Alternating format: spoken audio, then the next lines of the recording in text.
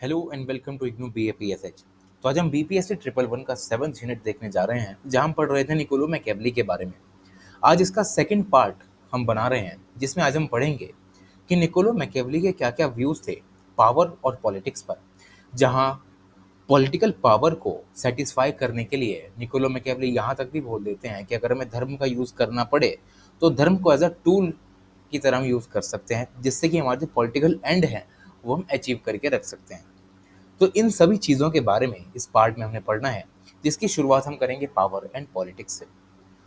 तो हम ये देखते हैं कि 14th-15th सेंचुरी में जो रेनेसांस होता है, वो बचे खुचे जो भी रेमेनेंट्स होते हैं मिडिवलिज्म के इटली से, उनको ड्रो आउट कर देता है, उनको बाहर निकाल देता है। और ये रेनेसांस की वजह से जो इंसान है वो अवेक बनना शुरू होता है, क्योंकि रेनेसांस से पहले जो इंसान के इमोशंस थे, जो उसका ट्रू नेचर था, उनको कभी वो एक्सपीरियंस कर ही नहीं पाता था, वो डोरमेंट बने रहते थे। अब जैसे जैसे रेनेसांस आगे आया, उसने इंसान को अवेक करने का काम किया, क्योंकि हम यहाँ पर इस्टेब्लिश रिलीजियस नॉर्म्स को चैलेंज कर रहे हैं बेस्ड ऑन साइंटिफिक रीजनिंग। अब जहाँ साइंटिफिक रीजनिंग आ गई, इंसान ने अपना लॉजिक लगाना चालू कर दिया।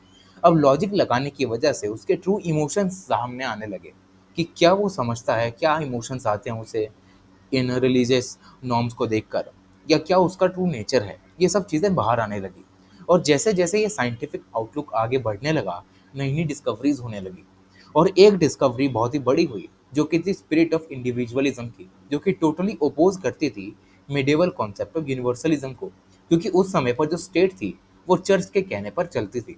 जो चर्च ने कह दिया वो स्टेट इम्प्लीमेंट कर दिया करती थी, भले ही उसमें इंडिविजुअल्स का कितना भी इमोशनल लेवल पे नुकसान ही क्यों ना हो जाए।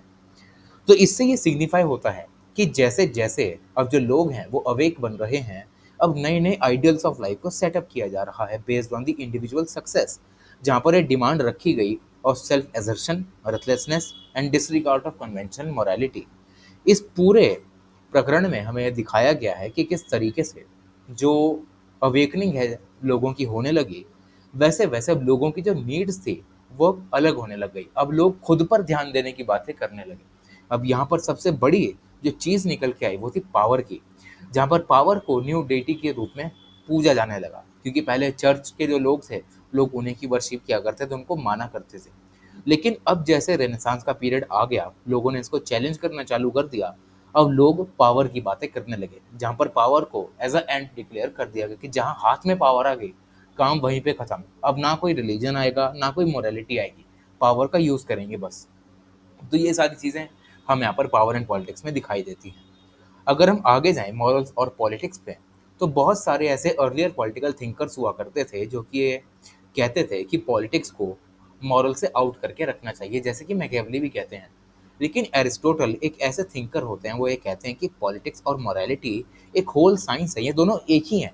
जहाँ पर जो स्टेट की पावर है, उसका मतलब ये है कि वो एक हायर और मॉरल टर्म्स में लोगों को रूल करे। ये नहीं कि जो भी चीज़ उसको स्टेट को लग रही है कि सही है या गलत है, वो सारी इम्प्लीमेंट करनी चालू कर दे, ऐसा नहीं। लेकिन मैकियावेली का कहना यह था कि अगर स्टेट को आगे बढ़ना है, तो स्टेट को कभी भी एथिकल पर्पस को अपहोल्ड करके नहीं रखना चाहिए। क्योंकि स्टेट का काम ये नहीं है कि वो मॉरल्स को देखे, एथिक्स को देखे कि क्या सही है क्या गलत है। उसे पावर को प्रिजर्व करना आना चाहिए, पावर का रिटेंशन आना चाहिए और पावर का एक्सपेंशन आना चाहिए।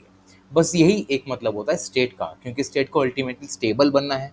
जो कि मैकियावेली ने अपनी हिस्ट्री में भी पढ़ के रखा था कि जैसे जैसे जो स्टेट इंस्टेबल बनती रहती है, वो स्टेट वल्नरेबल हो जाती है भारी खतरों से, और एक खतरे स्टेट को ख़त्म करके रख देते हैं।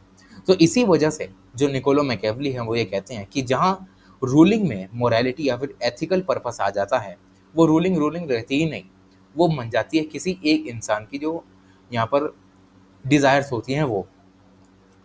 तो ये सारी चीज़ें हमें यहाँ पर बताई गई हैं। आगे अगर हम बढ़ें, तो निकोलो मैकियावेली अपनी किताब द प्रिंस में ये कंडेम करते हुए कहते हैं कि कोई भी अगर अथॉरिटी है स्टेट की, उसे मॉरलिस्टिक पर्सपेक्टिव से कभी काम नहीं करना चाहिए। वो ये एंटिसिपेट करते हैं कि अगर हम पॉलिटिक्स को रिलीजन से अलग नहीं करेंगे तो पॉलिटिक्स का मतलब रह ही नहीं जाएगा। इसी वजह से जो निकोलो मैकियावेली हैं वो पॉलिटिक्स को रिलीजन और मॉरलिटी से बिल्कुल दूर रखते हैं।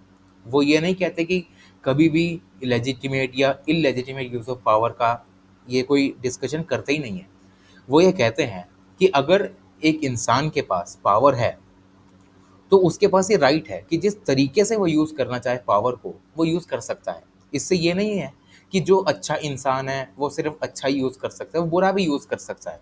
तो इससे कभी भी ये श्योरिटी नहीं आ सकती कि अगर एक इंसान के पास वर्च्यूज़ हैं, वो ऐसा नहीं कि हमेशा अच्छे ही काम करे, वो बुरे भी काम कर सकता है।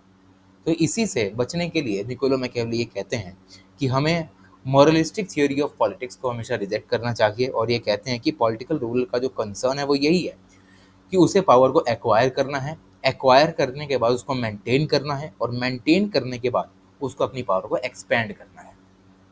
उसके बाद लास्ट में अपनी किताब द प्रिंस और द डिस्कोर्सेज में वो ये कहते हैं कि जो स्टेट है या जो रूलर है, उसे हर तरीके की वायलेंस और ब्रुटैलिटी का इम्प्लॉयमेंट करके रखना चाहिए।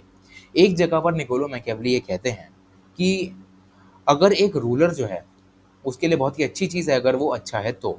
अगर वो अच्छे से अपना रूल कर पा रहा है, उसके अंडर जो स्टेट है वो स्टेबल है, ये तो अच्छी चीज़ है। वहीं अगर एक स्टेट पर बात आ जाए कि स्टेट जो है, तो हम यहाँ पे देख सकते हैं कि निकोलो मैकियावेली ये कहते हैं कि अगर एक रूलर जो है वो अपनी अथॉरिटी को अगर मेंटेन करने की कोशिश कर रहा है, तो उसे मोरालिटी को साइड बाय साइड रखना चाहिए। अगर एक सर्कमस्टांस ऐसा आ रहा है जहाँ पर उसके स्टेट जो है वो खतरे में है, और उसे उसे बचाने की कोशिश करनी चाहिए, तो उसे ये नहीं देखना चाहिए कि इसमें हम दूसरों को मार रहे हैं या फिर दूसरों का नुकसान कर रहे हैं। ये मोरालिटी नहीं रखनी चाहिए।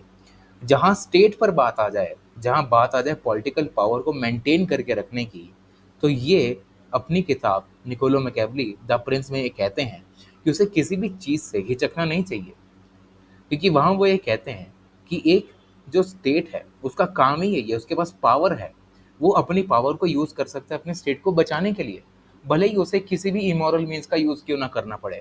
जो भी लोग स्टेट के खिलाफ काम कर रहे हैं, अगर हम उन्हें मार देते हैं, तो वो अपने आप में जस्टिफिकेशन बन जाता है कि ये तो स्टेट को नुकसान पहुंचाने का काम कर रहे हैं और हमने इनको मार दिया। तो यही चीज़ यहाँ पर अपनी किताब द डिस्कोर्सेज और द प्रिंस में निकोलो मैकियावेली हमें बताने की कोशिश करते हैं।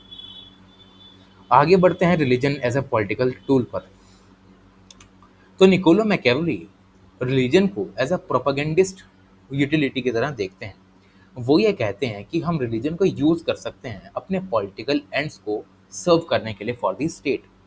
वो ये कहते हैं कि जो भी रिलीजियस कैनन्स होती हैं ऑफ गुड एंड बैड, वो अच्छी हों बुरी हों, रिवॉर्ड हो पनिशमेंट हो, इसी से तय होता है कि एक ह्यूमन का बिहेवियर कैसा होगा। क्योंकि हमारे धर्मों में कहा गया है ना कि अगर हम किसी उसको मार देते हैं, किसी चींटी को मार देते हैं, किसी को भी नुकसान पहुंचाते हैं, हम पर पाप चढ़ता है, तो हमारे लिए अच्छी चीज़ नहीं है। और उसके बाद क्या होता है कि धर्मों में ये भी कहा गया दान पुण्य करो तो ये अच्छी चीज़ है।